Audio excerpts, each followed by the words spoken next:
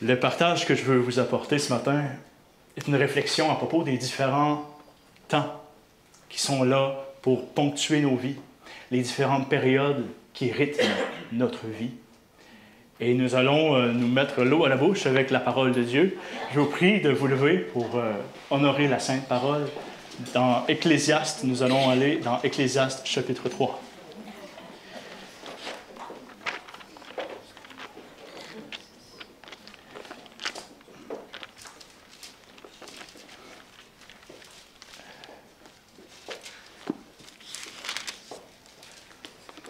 À partir du verset 1er. Ecclésiaste chapitre 3.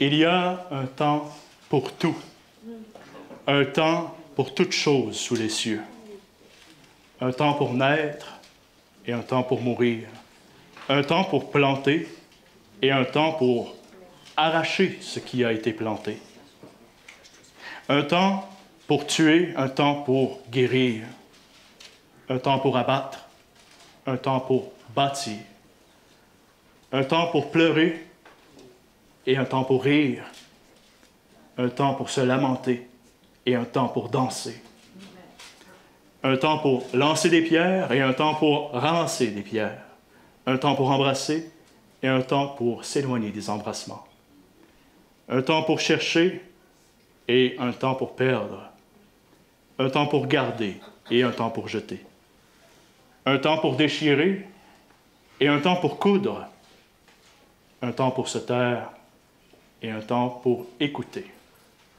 pour parler, pardon. Un temps pour se taire, c'est-à-dire un temps pour écouter. Un temps pour aimer, même un temps pour haïr. Un temps pour la guerre et un temps pour la paix. Amen, on peut s'asseoir.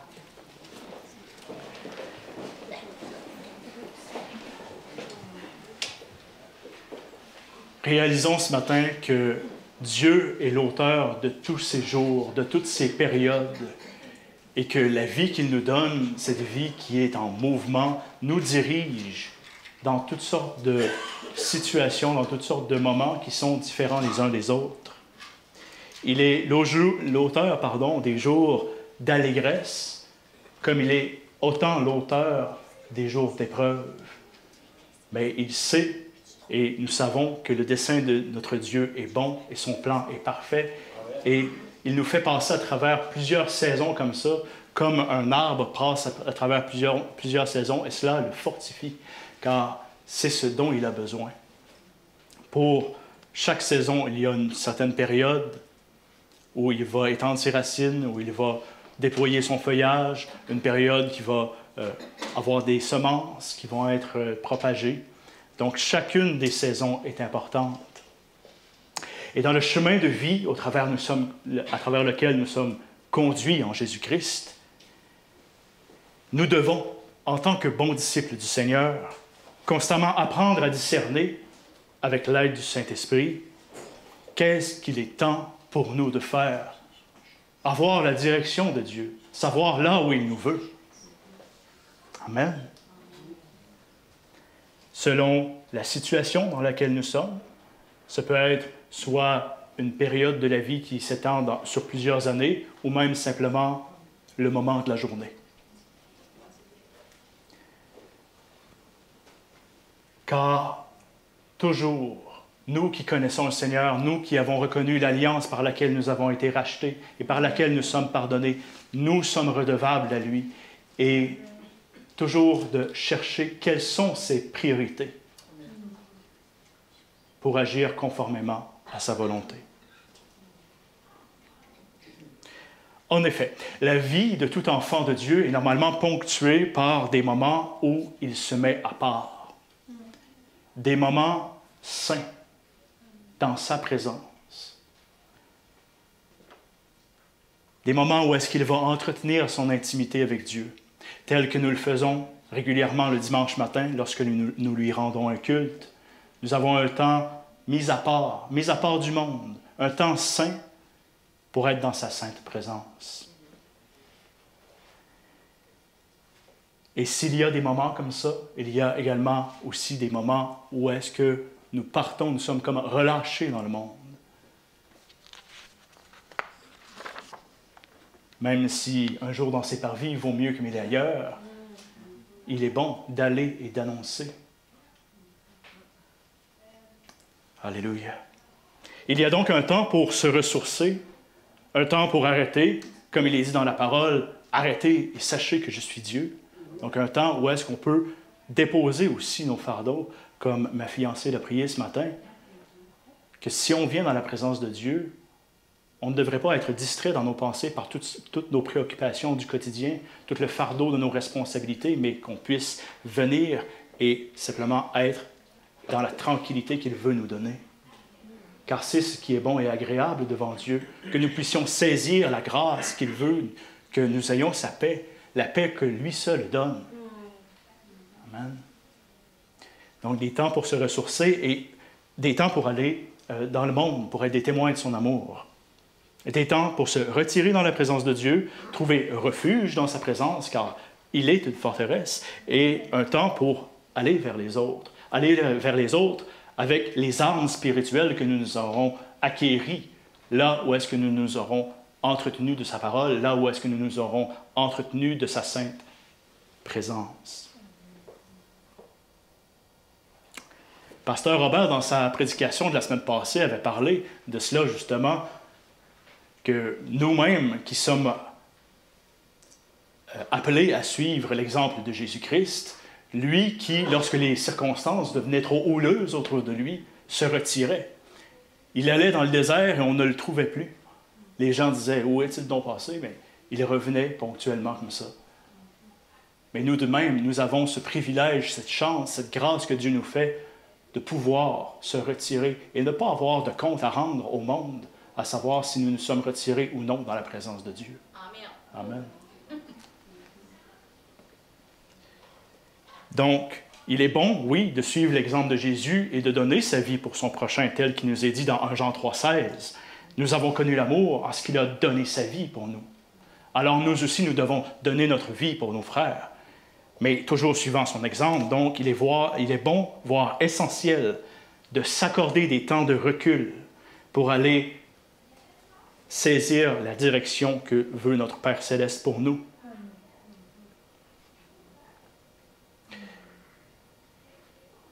Et réalisons que nous ne pouvons pas efficacement vivre selon la volonté de Dieu en donnant sa vie pour son prochain si nous ne prenons pas la peine de le consulter à savoir où il nous veut. Je vais expliquer ma pensée. Amen. Si nous négligeons d'être à l'écoute de sa voix, alors c'est la volonté des hommes que nous ferons et non pas celle de notre Père Céleste. Et maintenant, est-ce la faveur des hommes que je veux? Est-ce que c'est l'approbation des hommes que je désire ou est-ce que c'est l'approbation de Dieu? Si je courais après l'approbation des hommes, alors je ne serais pas serviteur de Christ. C'est ce que nous dit la Sainte Parole, c'est ce que nous dit l'apôtre Paul dans Galates 1, verset 10. Galates 1, verset 10. Si je plaisais encore aux hommes, je ne serais pas serviteur de Christ. L'idée là-dedans, ce n'est pas de déplaire intentionnellement aux hommes, mais de ne pas chercher à plaire aux hommes d'abord, mais d'abord à son Père Céleste. Rechercher d'abord la justice et le royaume des cieux. Amen. C'est la direction de Dieu que nous devons avant tout chercher, pas celle des hommes. Et recevant la direction de Dieu, alors il nous montrera vers qui se tourner en ce bas monde, avec qui investir de notre temps, avec qui bâtir des relations. Nous sommes appelés à agir avec dévouement pour le bien du plus grand nombre. Ceci dit, donner sa vie pour ses frères, ce n'est pas synonyme de dire oui à toutes les espèces de requêtes qu'on puisse recevoir de la part des hommes. Car si l'on dit oui à tout le monde, nous ne serons jamais capables d'investir efficacement notre temps dans quelque chose que ce soit. Il y a donc un temps pour prier et un temps pour mettre notre charité en action et se consacrer à ce quoi il nous a appelés. si nous sommes prompts à dire oui à n'importe quelle requête, parce que, par charité, parce que nous disons « OK, Seigneur, je veux être à ton service, je veux te servir, je veux être agréable à toi », mais que finalement, nous ne prenons pas la peine de le consulter. Nous travaillons, nous faisons des œuvres, nous essayons de gagner notre salut par les œuvres. Ce n'est pas la volonté de Dieu. Amen. Peut-être est-ce que ce que je vous dis là ce matin, c'est des choses que vous avez déjà acquises, mais il est toujours bon de se rappeler ces choses-là. Et je prie que le Seigneur mette une lumière nouvelle ou un rafraîchissement et un renouvellement dans l'intelligence de tous et chacun présents ce matin. Amen. Je suis un jeune agneau du printemps, c'est la première fois que je réalise ces choses-là que le Seigneur me donne. Hein? C'est-à-dire que je suis jeune dans le Seigneur. Hein? Amen. Gloire au Seigneur.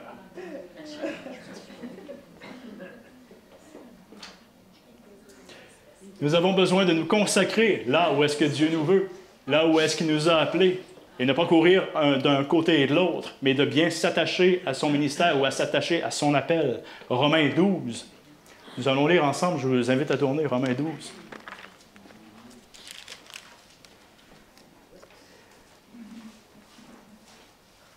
Puisque nous avons des dons différents, selon la grâce qui nous a été accordée, que celui qui a le don de prophétie l'exerce selon l'analogie de la foi, que celui qui est appelé au ministère s'attache à son ministère, que celui qui enseigne s'attache à son enseignement, et celui qui exhorte à l'exhortation, que celui qui donne le fasse avec libéralité, que celui qui préside le fasse avec zèle, que celui qui pratique la miséricorde le fasse avec joie.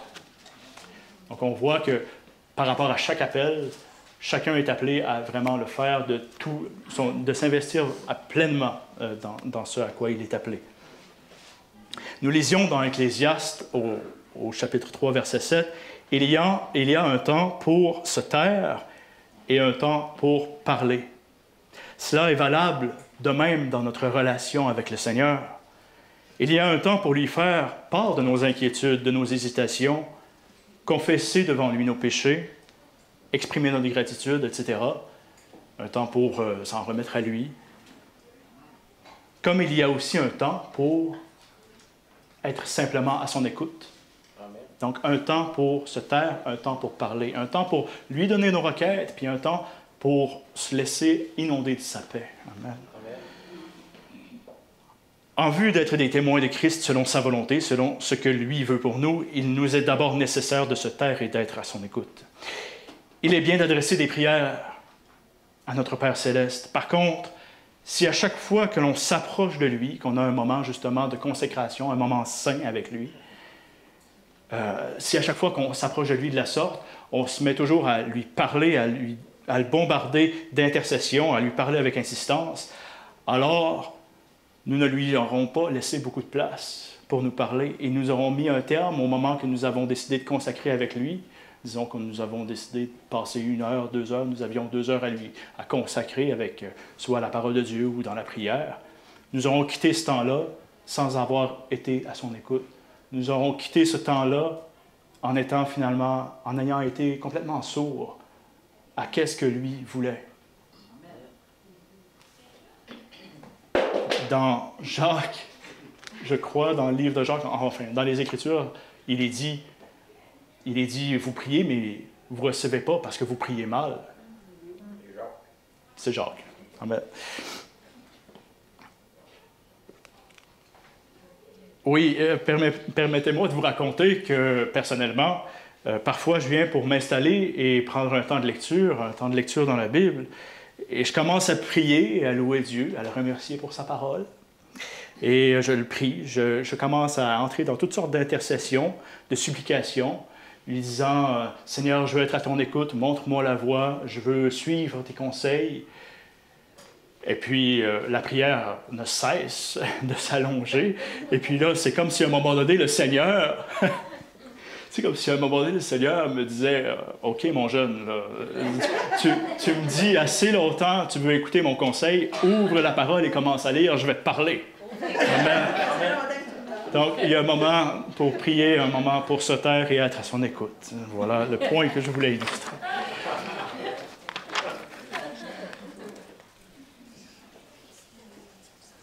Et comme il y a un moment pour mettre notre sort dans les mains de Dieu et attendre en silence le secours de l'Éternel, il y a aussi un temps pour se lever et pour mettre notre foi en action. S'il nous est dit dans les Saintes Écritures « prier sans cesse », ce serait mal interpréter ce verset que de penser qu'il faille aspirer à passer nos journées entières à genoux dans la prière. La prière, c'est plus que ça. En vérité, ce verset de l'Écriture nous communique la volonté de Dieu pour nous d'avoir d'une manière régulière des temps de prière avec lui, où nous prenons la peine de lui parler. Et ce verset nous encourage également à demeurer dans un état d'esprit où nous savons qu'il est toujours là, prêt à entendre nos intercessions, que peu importe la circonstance, peu importe les épreuves de la vie qui peuvent nous frapper ou les situations un peu noueuses qu'il puisse y avoir là devant nos yeux, son secours est là, il est prêt à tendre son oreille et à nous écouter. Donc, c'est ce que prier sans cesse signifie. Amen. Oui, la prière est pour le croyant une arme puissante. Par la prière, il est donné à l'enfant de Dieu d'appeler à ce que la gloire de Dieu soit manifestée dans la vie des gens et de rétablir des situations qui, humainement, semblent être une impasse. Semble humainement qu'il n'y aurait rien à faire. Mais comme il y a un temps pour chaque chose, il y a un temps pour prier et il y a aussi un temps pour utiliser les moyens terrestres, de venir en aide. Amen. Si mon frère ou ma sœur a une grave coupure là, au bras qui est devant moi, je peux prier pour lui, je peux appeler la guérison divine, puis la main du Seigneur peut agir tout à fait. Le Seigneur est tout-puissant. Mais je peux aussi déchirer un morceau de vêtement, lui faire un garrot pour que le saignement arrête. Amen. Jacques, chapitre 2.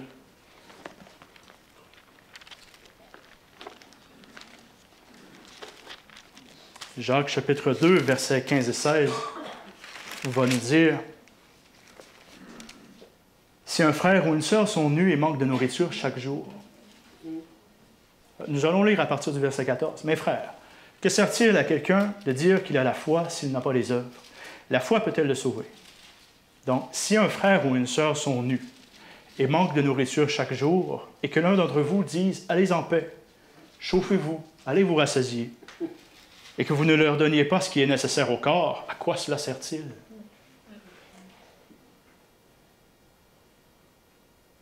À quoi cela sert-il de prier si on a les moyens de pourvoir, on a les moyens d'aider? Concrètement, on ne le fait pas.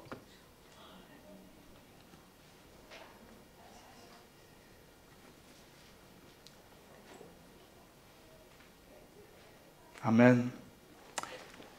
J'écoutais il y a un certain moment déjà un bout de prédication d'un prédicateur congolais que vous connaissez peut-être, Marcelo Tunasi. Peut-être que quelques-uns dans la salle connaissent Marcelo. Je n'ai pas écouté énormément de ces choses, mais j'ai saisi quelques bribes de ses enseignements, de ses prédications. Puis Marcelo a un bon charisme, puis je me souviens tellement des peu de versets ou des peu de passages qu'il a pu citer. Qu'est-ce qu'il a pu dire à son assemblée. Et puis, laissez-moi vous partager que dans une de ces bribes-là de prédication que j'ai pu prendre, il encourageait les gens de son assemblée à utiliser l'intelligence que Dieu leur a donnée et de s'investir, d'étudier dans des domaines séculiers, comme dans le domaine médical, par exemple. Il incitait à bâtir un monde pour demain, à bâtir une société pour les générations futures. Il disait, nous ne bâtirons pas des hôpitaux où la seule médecine sera d'imposer les mains aux malades. On le fait déjà à l'Église, ça. L'imposition puis déclarer la guérison divine, on le fait à l'Église. Mais les hôpitaux sont là pour utiliser la science, l'intelligence qu'on peut avoir pour venir en aide aux gens qui sont malades. Ça m'avait bien marqué, ça fait déjà un bon bout de temps, mais le Saint-Esprit me l'a rappelé. Amen. Donc, je l'ai bien écrit. Il y a un temps pour implorer la grâce de Dieu. Et il y a un temps pour saisir la grâce qu'il nous fait. Si nous le prions de nous ouvrir les portes, par exemple, de nous ouvrir des portes pour témoigner l'Évangile, nous donner des occasions favorables, c'est-à-dire que c'est certain que nous le prions dans le sens de sa volonté. Le Seigneur veut que nous témoignions de son amour. Le Seigneur veut que nous témoignions que lui seul pardonne, que nous témoignions de son salut. Alors, puisque nous le prions selon sa volonté, on sait qu'il nous entend. Et puisqu'il nous entend, il nous exauce. Nous pouvons avoir l'assurance d'avoir de sa part l'exaucement. Et il orchestre alors les circonstances dans nos vies pour ce faire.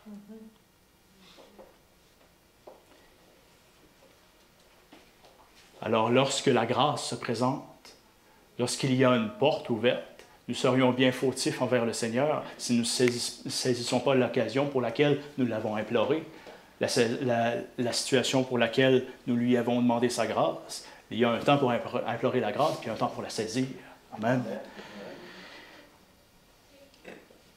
De même, un autre exemple, si nous prions d'être réconciliés avec une personne qui nous a fait du tort, peu importe la circonstance, être réconciliés avec une personne et que cette personne même s'ouvre à nous, nous tend une perche pour la réconciliation, alors nous devrions travailler dans le sens de la grâce que Dieu nous fait et ne pas chercher à alimenter la querelle avec cette personne-là, mais plutôt se montrer conciliant et humble, aimable avec elle.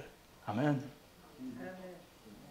Un autre exemple, si nous prions le Seigneur de se révéler à nous et nous faire connaître sa volonté, saisissons la grâce qu'il nous fait d'avoir sa parole entre les mains et lisons-la. Amen. Car sa volonté, elle est contenue là-dedans. Amen. Tout ceci pour dire que nous ne pouvons pas toujours être en train de prier d'une manière solennelle, mais qu'en toute chose, il est bon de prier. Qu'en toute chose, il est bon de dire, Seigneur, donne-moi ta faveur pour aller là-dedans. Amen. Il en va de même pour le verset précédent. Je vous citais le verset 1 Thessaloniciens 5,16, priez sans cesse, mais, le 17, mais le 16, c'est soyez toujours joyeux. Amen. 1 Thessaloniciens 5,16. Cette joie à laquelle le Seigneur nous convie est une joie dans laquelle nous puissions demeurer au-delà des circonstances, au-delà de ce que nous puissions être en train de vivre. Est-elle un synonyme d'avoir le sourire fendu jusqu'aux oreilles en tout temps?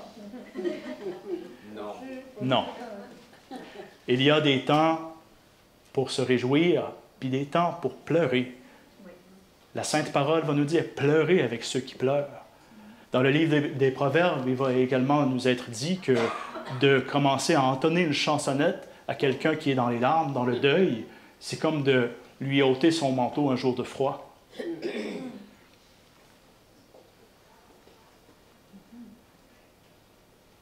La joie que le Seigneur veut que nous préservions à l'intérieur, c'est une joie qui découle du fait que nous lui fassions confiance, nous fassions confiance à Dieu, car nous savons qu'il est bon et qu'il fait tout concourir au bien de ceux qui l'aiment. Même malgré que ça peut être pénible actuellement, ce qu'on est en train de vivre, on a l'espérance que des temps meilleurs viendront bientôt, puisque nous aurons passé à travers. Amen. Donc, ceci dit, avoir en nous la joie du Seigneur n'exclut pas, qu'il y ait aussi des temps pour pleurer. Jacques 4, on peut tourner. Jacques 4, verset 9. Sentez votre misère, la parole de Dieu va nous dire. Sentez votre misère, soyez dans le deuil et dans les larmes. Que votre rire se change en deuil, que votre joie en tristesse. On voit comme ça, à travers la parole de Dieu, plusieurs versets qui, à première vue, lorsque nous les regardons de manière bien terre-à-terre, peuvent sembler contradictoires. Mais Dieu se contredit-il? Non. Il se complémente à travers toute sa parole. Je vous en ai donné 2 exemples, donc des versets qui peuvent sembler contradictoires, d'être toujours joyeux, mais en même temps de ressentir la tristesse, que notre joie se change en tristesse. Et aussi l'exemple avec prier sans cesse, mais à un moment donné, mettre sa foi en action, n'aimer pas seulement en parole, mais aussi en acte et en vérité. Ce qu'il faut comprendre, c'est que le Seigneur a parfois besoin de nous conduire dans la joie, d'autres fois, il a besoin de nous amener dans la repentance. Tantôt, le Saint-Esprit a besoin de nous convaincre de péché, et tantôt, le Seigneur nous conduit à accepter son pardon. Voilà qu'il y ait plusieurs temps qui ponctuent notre vie chrétienne. Cela ne peut pas être comme un calme plat. La vie que le Seigneur nous donne est en mouvement. Amen. Elle n'est point stagne et stérile. Statique. Un eau morte, c'est pas une eau Un eau morte, ça s'infecte. Hein? Amen. Alléluia. Merci. Tout ce que contient la Bible est complémentaire et rien ne doit être mis de côté. Amen. À titre d'exemple, simplement, le Nouveau Testament ne peut être compris pleinement que si on le met en corrélation avec l'Ancien Testament. Seulement le Nouveau Testament à lui seul perd énormément de sa signification. En fait, ça ne fait aucun sens. Ça ne fait aucun sens de prendre seulement le Nouveau Testament sans l'Ancien. Amen.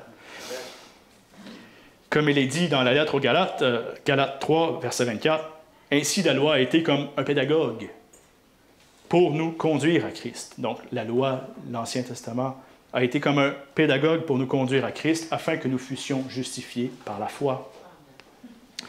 Qui plus est, les Saintes Écritures nous parlent dans un langage spirituel pour nous qui sommes des créatures spirituelles, nées de nouveau, nées de l'Esprit de Dieu, de l'Esprit de Christ. Un langage que l'homme naturel ne comprend pas, mais un langage que l'enfant de Dieu, pour lui, ce sont des nutriments essentiels, vitaux. Amen. Jésus dira, les paroles que je vous ai dites, les paroles que je vous ai dites sont esprit et vie. C'est elles qui rendent la vie et qui conduisent à la vie éternelle. Amen. Nous allons pareillement lire dans 1 Corinthiens, chapitre 2.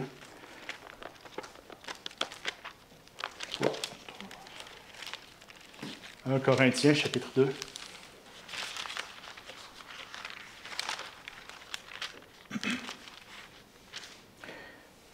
À partir du verset 12. « Or, nous n'avons pas reçu l'Esprit du monde, mais l'Esprit qui vient de Dieu. Nous avons reçu l'Esprit qui vient de Dieu, afin que nous connaissions les choses de Dieu, que Dieu nous a données par sa grâce. Et nous en parlons non avec des discours qu'enseigne la sagesse humaine, mais avec ceux qu'enseigne l'Esprit, employant un langage spirituel pour les choses spirituelles. Mais l'homme animal ne reçoit pas les choses de l'Esprit de Dieu, car elles sont une folie pour lui. Et il ne peut les connaître, parce que c'est spirituellement qu'on en juge. C'est spirituellement qu'on en juge. J'ai été voir le grec du mot « juge » employé ici. C'est anakrino. Anakrino qui dit « faire des recherches, examiner, s'enquérir, scruter, cribler ». Donc, c'est spirituellement qu'on va examiner chacune des paroles des Saintes Écritures. Et la compréhension que nous avons de chaque verset a besoin d'être approfondie par l'ensemble des autres versets dans la parole de Dieu. Cela peut s'avérer périlleux que de prendre seulement un verset hors de son contexte. Ce qui m'apporte à vous dire, on ne peut pas on ne peut pas se bâtir une théologie à partir de seulement un verset ou d'un petit groupe de versets qui sont similaires. Cela peut constituer une ruse du diable pour n'importe quel enfant de Dieu que de s'accrocher tellement à certains passages qu'il en vient à avoir une connaissance arrêtée de qui est Dieu et de plus avoir accès à ce renouvellement de l'intelligence qu'il veut donner. Et se détourner, et en finir à se détourner de la foi véritable, à commencer à se bâtir un faux Christ dans sa tête. La foi véritable qui veut que nous progressions vers la connaissance de qui est Dieu. Dieu n'a pas fini de se révéler, frères et sœurs. Il n'a pas fini de se révéler. Et c'est une bonne chose pour chacun et chacune. Amen.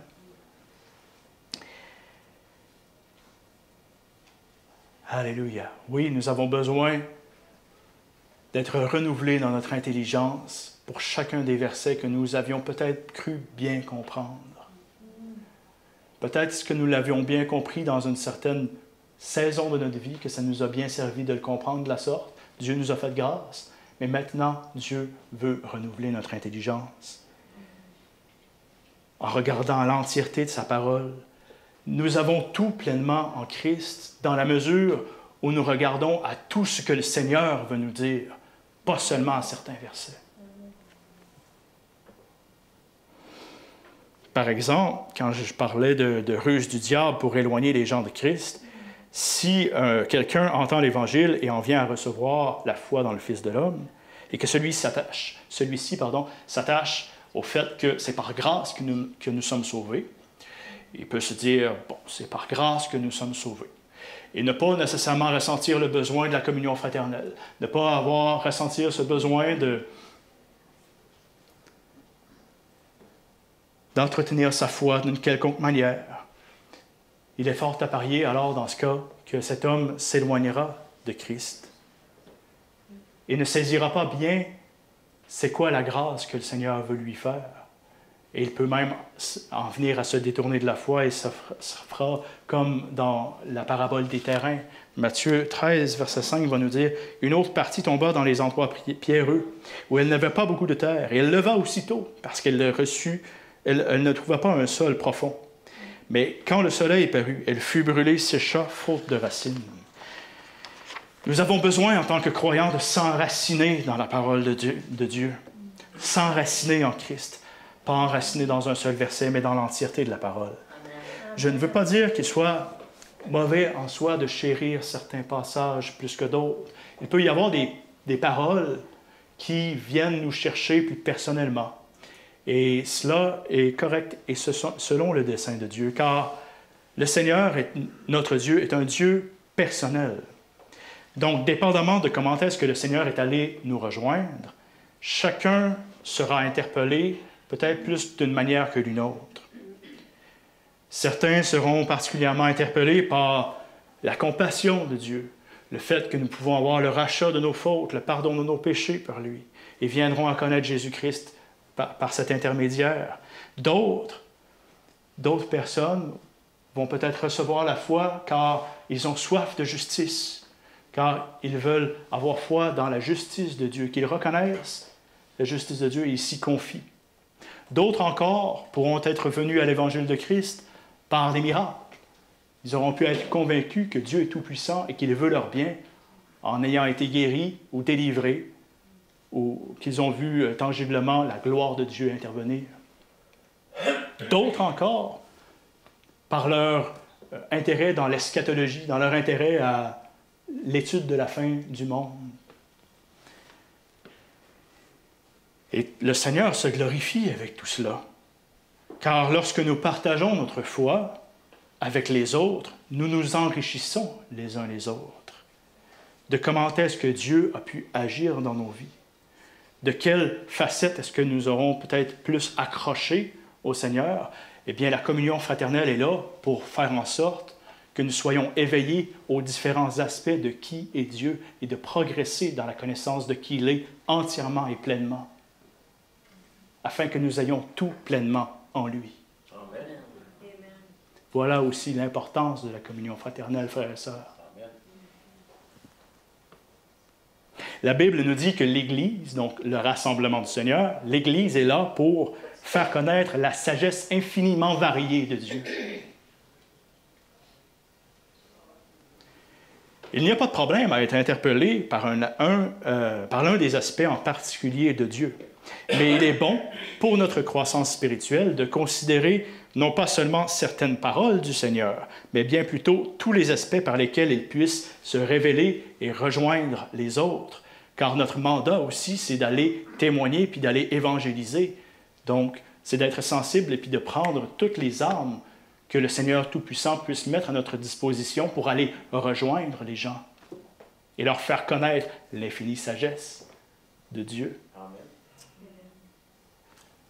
La sagesse infiniment variée, c'est-à-dire. Amen.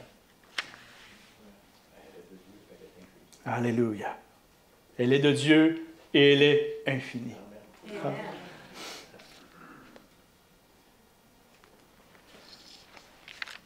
Il n'y a pas de problème à avoir des versets chouchous dans la Bible, en notant que cela ne nous conduise pas à rejeter le reste. 2 Timothée 3,16, toute l'Écriture est inspirée de Dieu, utile pour enseigner, pour convaincre, pour corriger, pour instruire dans la justice. La justice de Dieu manifestée en Jésus-Christ. Toute l'Écriture est là pour notre élévation spirituelle. Certains passages peuvent être tranchants, mais puissions-nous reconnaître avec humilité comme nous en avons besoin. La parole de Dieu est oui, amen. S'il y a des versets tranchants dans la parole de Dieu, c'est parce que nous en avons besoin, parce que le Seigneur a besoin d'émonder parfois certaines parties de la vigne que nous puissions être, pour employer cette image que nous retrouvons dans la parole de Dieu. Nous émonder, nous couper, ça fait mal sur le coup, mais par la suite, nous n'avons rien à regretter, car nous portons du fruit beaucoup plus en abondance. Il est dit dans la parole, le sarment qui produit du fruit, il, en parlant du Seigneur, l'émonde. Il l'émonde afin qu'il en porte encore davantage.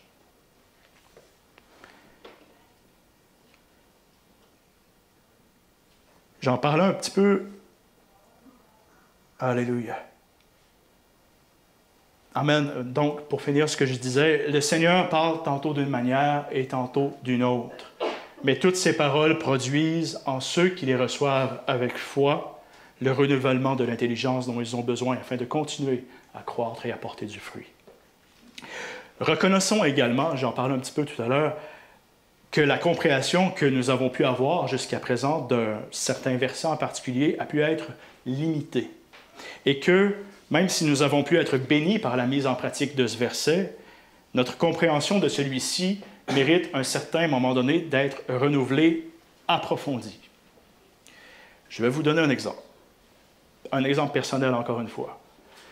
Dans Josué 1, verset 8.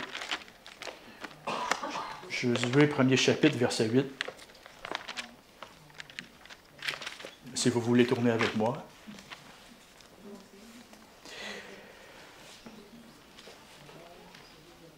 Que ce livre de la loi ne s'éloigne point de ta bouche. Médite-le jour et nuit, pour agir fidèlement selon tout ce qui y est écrit. Car c'est alors que tu auras du succès dans tes entreprises. C'est alors que tu réussiras. Ce verset m'a beaucoup inspiré. Et puis, je méditais la parole de Dieu jour et nuit. Et elle ne s'éloignait point de ma bouche, en quelque sorte qu'à chaque fois que j'ouvrais la bouche, c'était un verset biblique qui sortait. Bien, à un moment donné, le Seigneur m'a fait comprendre qu'en agissant de la sorte, je ne me faisais pas humain, je ne me faisais pas accessible, mais plutôt rigide et fermé. Alors, merci Seigneur de m'émonder de jour en jour. Et aussi de dire que lire, méditer les Écritures jour et nuit, je passais beaucoup de temps dans les journées, dans les temps où est-ce qu'ils ont été un peu avant ma conversion, puis après. Je passais énormément de temps dans la lecture de la Bible. Mais j'en suis venu à comprendre aussi que si je lisais la Bible, il fallait aussi que j'aie du temps pour la mettre en pratique. Amen. Donc, si quelqu'un se lève de bon matin, commence à lire du matin jusqu'au soir, c'est qu'il ne comprend pas ce qu'il lit. Il ne comprend pas ce qu'il lit. Amen.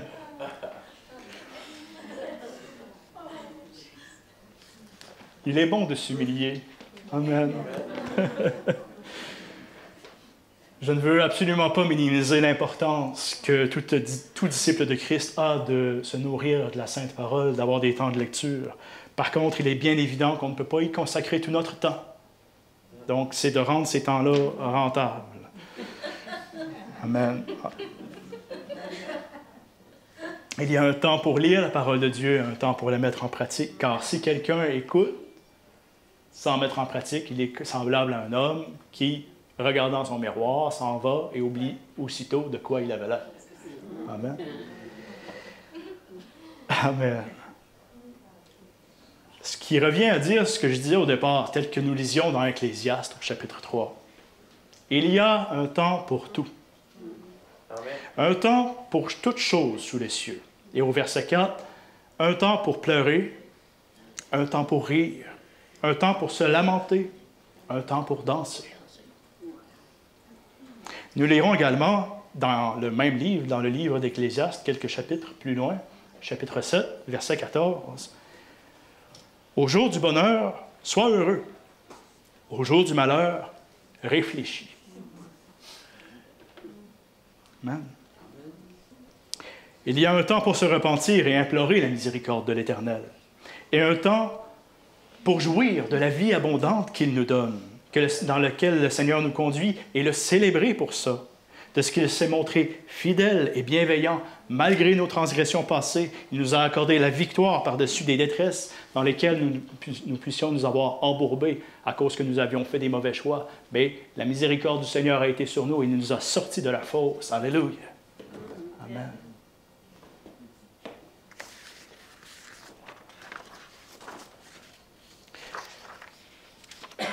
Un peu avant le temps des fêtes, la série de prédications que nous avait amené notre pasteur à en devenir, Robert Lapointe, a touché beaucoup le livre de Néhémie. Néhémie, chapitres 8 et 9, illustre bien aussi comment est-ce qu'il y a un temps pour célébrer, un temps pour avoir le sac et la cendre sur le dos. Au chapitre 8, dans Néhémie, je vous en prie, vous pouvez tourner avec moi. Néhémie, chapitre 8. Les chefs de famille et tout le peuple, les prêtres, les Lévites, se rendent auprès d'Esdras pour qu'il leur indique le sens des paroles de la loi. Verset 14.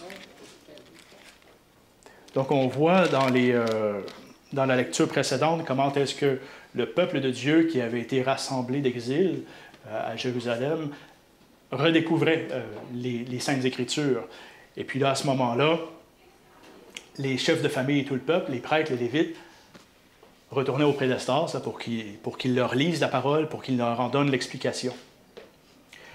Néhémie 8, verset 14. « Et ils trouvèrent écrit dans la loi que l'Éternel avait prescrit à Moïse que les enfants d'Israël devaient habiter sous des tentes pendant la fête du 7e mois. » Et si on saute quelques versets, verset 17, « Toute l'assemblée de ceux qui étaient revenus de la captivité fit des tentes, et ils habitèrent sous ces tentes, depuis le temps de Josué, fils de Nun, jusqu'à ce jour, les enfants d'Israël n'avaient rien fait de pareil. » C'est-à-dire que ça faisait longtemps que le peuple d'Israël, ça ne marchait pas tellement dans les voies de Dieu, ça se détournait trop fréquemment. C'est pour ça qu'à un moment donné, le Seigneur a été fidèle à ce qu'il leur avait dit dans sa parole, de dire, si vous ne mettez pas en pratique ce que je vous dis, mes ordonnances, vous allez être dispersés au travers des peuples. Et c'est bien ce qui leur est arrivé au peuple d'Israël. Et puis là, ils étaient revenus, puis ils voulaient obéir à Dieu. Ils avaient un zèle pour obéir à Dieu. Et donc, ils ne s'étaient pas fait de fête de tente depuis l'époque de Josué. Il y a eu, à ce moment-là, des très grandes réjouissances. Nous lirons verset 17. Des très grandes réjouissances. Verset 18. « On lut dans le livre de la loi de Dieu chaque jour, depuis le premier jour jusqu'au dernier. On célébra la fête pendant 7 jours, et il y eut une assemblée solennelle le 8e jour, comme cela est ordonné. » Poursuivons la lecture, chapitre 9. Chapitre 9. Oui, normalement, il y aurait eu un verset 19, mais ça arrête au verset 18. Chapitre 9. Le 24e jour du même mois, les enfants d'Israël s'assemblèrent revêtus de sacs et couverts de poussière pour la célébration d'un jeûne. Ceux qui étaient de la race d'Israël, s'étant séparés de tous les étrangers, se présentèrent et confessèrent leurs péchés et leurs iniquités de leur père, les iniquités de leur père. Lorsqu'ils furent placés, on lut dans le livre de la loi de l'Éternel, leur Dieu, pendant un quart de la journée, et pendant un autre quart, ils confessèrent leurs péchés. Ils se prosternèrent devant l'Éternel, leur Dieu. Amen. On voit que le peuple israélite s'étant rapproché des Saintes Écritures, de la parole de Dieu, cela les conduisait autant à avoir des grandes célébrations, autant cela les conduisait à la repentance. Amen.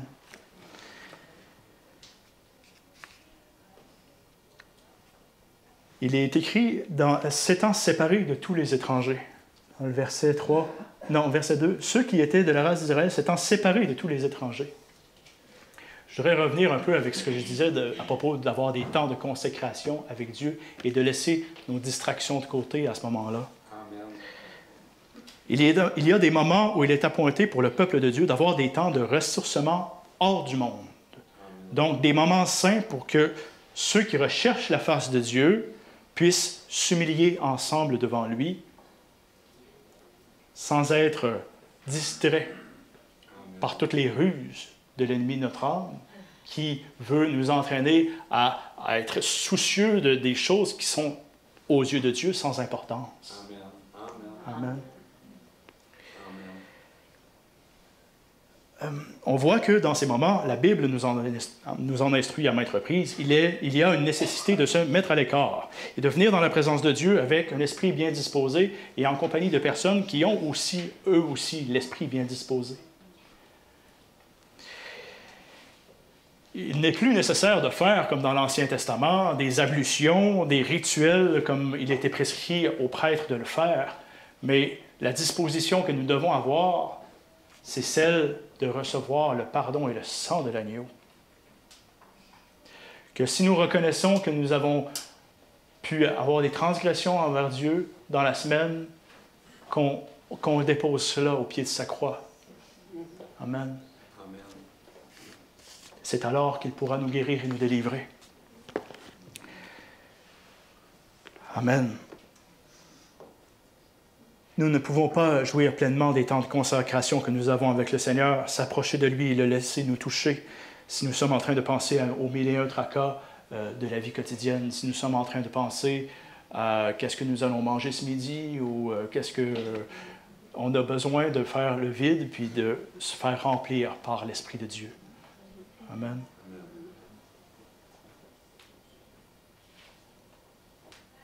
Puisqu'il y a un temps pour chaque chose, sous le ciel, retenons l'enseignement de la Bible, qui nous dit dans Éphésiens 5 d'agir avec circonspection.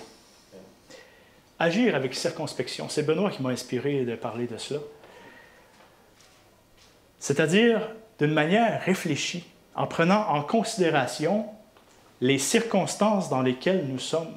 Savoir distinguer, qu'est-ce qu'il est temps de faire, de quoi il est temps de se préoccuper et qu'est-ce qu'il est temps de ne pas se préoccuper dans le moment présent. Vivre pleinement le moment dans lequel nous sommes. Éphésiens 5,15 va nous dire. Tournez avec moi, je vous en prie. Le temps va bien? Quel temps?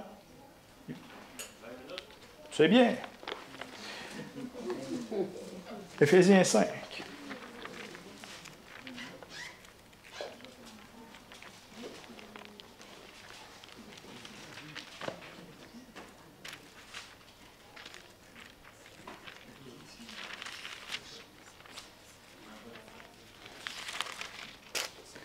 Au verset 15. Prenez donc garde de vous conduire avec circonspection, non comme des insensés, mais comme des sages. Rachetez le temps, car les jours sont mauvais. C'est pourquoi ne soyez pas inconsidérés, mais comprenez quelle est la volonté du Seigneur. Quand nous lisons « ne soyez pas inconsidérés », nous lisons de même dans d'autres traductions « ne soyez pas sans prudence ». Ou encore, ne soyez pas sans intelligence, mais comprenez quelle est la volonté du Seigneur. Si les jours sont mauvais, comme il est dit dans le passage, C'est-à-dire, si le malheur nous frappe, alors ne soyons pas comme les membres des autres peuples, mais nous qui sommes le peuple de Dieu, nous qui avons été rachetés par le sang de l'agneau, saisissons l'occasion pour se rapprocher de Dieu. C'est ce qu'il veut lorsqu'il nous met dans des saisons où nous sommes éprouvés. De ne pas aller se réconforter avec des distractions, mais aller dans sa sainte présence. Faire appel à lui et afin qu'il nous fasse connaître sa volonté. Prendre bien en compte les circonstances, cela revient de même à dire que l'on puisse être dirigé par l'Esprit de Dieu afin de déceler comment il nous faut agir selon la situation. Être à l'écoute.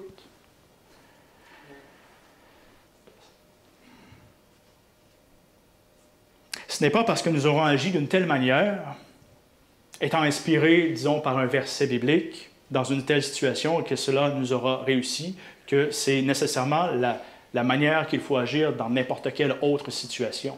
Il faut voir, là, qu'est-ce qui est temps de faire et être dirigé par l'Esprit.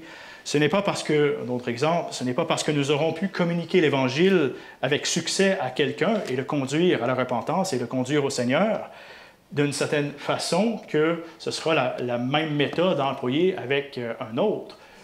Évangéliser, c'est d'abord rentrer en relation avec les gens. C'est d'être non pas seulement à l'écoute du Saint-Esprit, mais à l'écoute des gens aussi. À l'écoute de leur détresse, de qu'est-ce qu'ils sont en train de vivre, etc. Amen. De même, ce n'est pas parce que nous serons parvenus à exhorter efficacement quelqu'un qui nous aura semblé être dans l'erreur que nous pourrons exhorter de la même manière un autre frère ou une autre sœur. Nous sommes tous différents, nous avons tous besoin d'être approchés différemment. Colossiens 4,6, c'est un verset que je chéris beaucoup. Que votre parole soit toujours accompagnée de grâce, assaisonnée de sel, afin que vous sachiez comment il faut répondre à chacun. Dieu m'en est témoin, ça revient souvent dans mes prières. Que nous ayons le bon sel. Amen. Un autre verset qui nous témoigne cette réalité, qu'on ne peut pas s'adresser à tout le monde de la même manière, est dans Jude. Vous savez où se situe le livre de Jude, c'est juste avant l'Apocalypse. Jude, verset 22. On sait dans quel chapitre aussi. Oui, dans quel chapitre, ça aussi, c'est assez évident. Amen. Puisqu'il n'y a qu'un seul chapitre au livre de Jude. Donc, Jude, chapitre 1, verset 22. Reprenez les uns, ceux qui contestent. Sauvez-en d'autres en les arrachant du feu. Et d'autres encore, ayant une pitié mêlée de crainte, haïssant jusqu'à la tunique souillée par la chair. Donc, il y a différentes manières d'agir de la sorte. Dans certaines situations, l'attitude à adopter envers certaines personnes est celle de prendre ses distances, de les laisser en proie à la colère de Dieu, comme il est dit dans la parole que ceux du dehors, c'est le Seigneur qui les juge. Mais lorsque le problème est à propos d'une personne au milieu de nous, l'apôtre Paul va nous faire mention qu'à quelques reprises, au travers de ses écrits, qu'il est, selon la volonté de Christ, de l'exclure de la communion fraternelle, espérant que son exclusion chez lui produise la repentance. Un exemple que vous connaissez sans doute, c'est dans 1 Corinthiens 5. 1 Corinthiens 5, on peut en faire la lecture.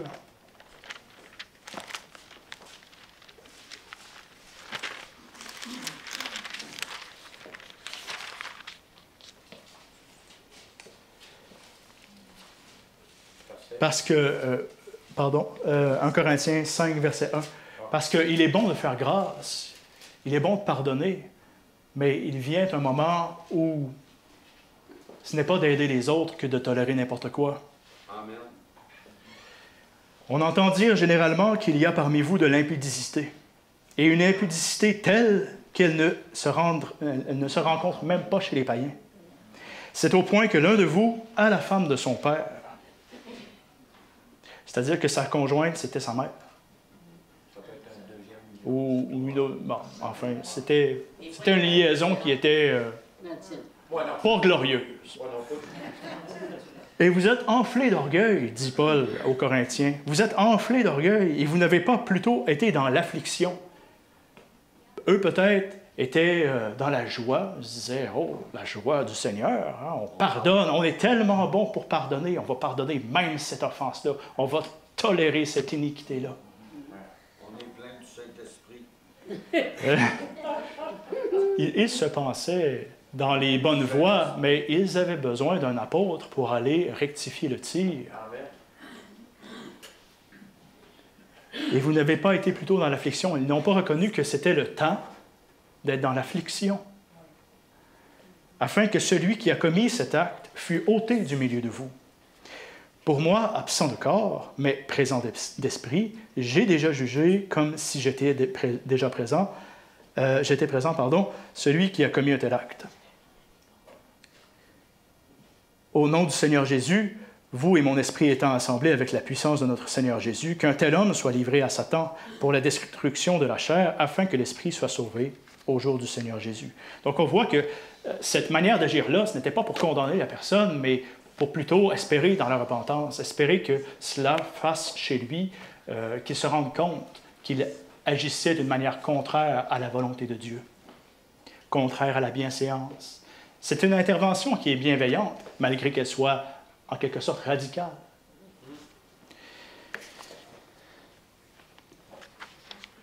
Mais même dans un tel cas, l'apôtre Paul va nous instruire qu'il y a un temps où il est bon de réintégrer ce frère et de faire preuve de pardon, car il a un repentir sincère. Un tel frère a besoin d'être pardonné et de se sentir accepté de nouveau et réconforté par le rassemblement de Christ. 2 Corinthiens, donc dans la deuxième lettre qu'il va adresser aux Corinthiens, il va reparler de cet même homme-là au chapitre 2, dans la deuxième épître aux Corinthiens. Chapitre 2, verset 6. Il suffit pour cet homme du châtiment qui lui a été infligé par le plus grand nombre, en sorte que vous devez bien plutôt lui pardonner et le consoler, de peur qu'il ne soit accablé par une tristesse excessive. Je vous exhorte donc à faire acte de charité envers lui. Amen.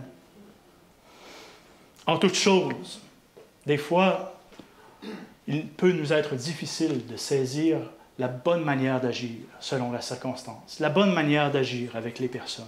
Nous voudrions tant aider, tant que les gens puissent saisir vraiment la direction que le Seigneur a pour eux.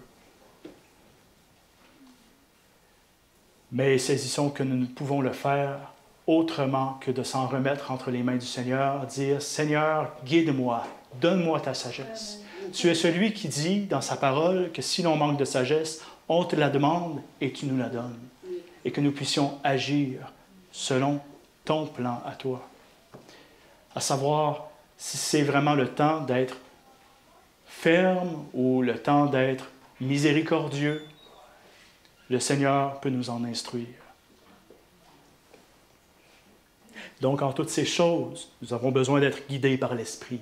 L'Esprit de charité, l'Esprit d'amour, qui va nous dire si nous n'avons pas agi avec la bonne mesure, ou pas, oui ou non. Amen. Qu'est-ce qui est charitable de faire et qu'est-ce qui est excessif de faire? Savoir saisir ce qui est conforme à la volonté du Seigneur. Amen. Parce que comme ce n'est pas en se mettant tellement au service de Dieu, en faisant des œuvres, ou par le nombre des miracles ou des prodiges que nous aurons pu faire en son nom, que nous avons le salut en Jésus. Et c'est de savoir si nous aurons été fidèles avec ce qu'il nous a confié. Toujours dans cette optique de bâtir ensemble le royaume des cieux et d'annoncer le salut autour de nous. C'est ce que nous voulons, frères et sœurs. Amen.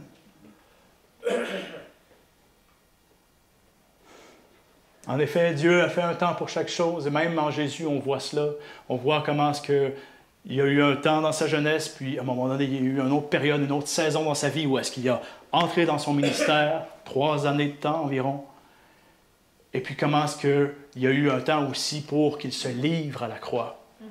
Souvent, est-ce que nous lirons dans les évangiles de Matthieu, Marc, Luc, que Jésus se faufile au milieu des pharisiens, il leur échappe, car son temps n'était pas venu. Car son temps n'était pas venu. Donc, en toutes ces choses, prions le Seigneur. Mon Dieu, aie pitié de notre faiblesse et donne-nous, Seigneur, par ta grande miséricorde et ta grâce, de saisir ta sagesse, de saisir quelle est ta volonté et quel est le temps pour chacun de nous de faire les choses que tu nous appelles à faire, Seigneur. Tu aimes que nous soyons fidèles dans l'appel que tu as déposé sur nos cœurs, par la foi que tu nous as donnée en Jésus-Christ, nous te prions. Que nous soyons sensibles à discerner quel nouveau pas de foi tu nous appelles à faire, mon Dieu. Quel temps nouveau tu nous appelles pour nous, Seigneur. Et en toutes ces choses, renouvelle notre intelligence, car nous en reconnaissons la nécessité, ô Dieu. Nous avons besoin que tu nous éclaires encore à nouveau. Soit une lumière sur notre sentier, soit une lanterne, une lumière à nos pieds. Fais-nous savoir, mon Dieu, à la mesure que nous avançons avec toi, qu'est-ce qu'il est temps de faire ou pas. Là où tu nous conduis, Seigneur, ta lumière conduit, qu'elle soit devant nous, Seigneur.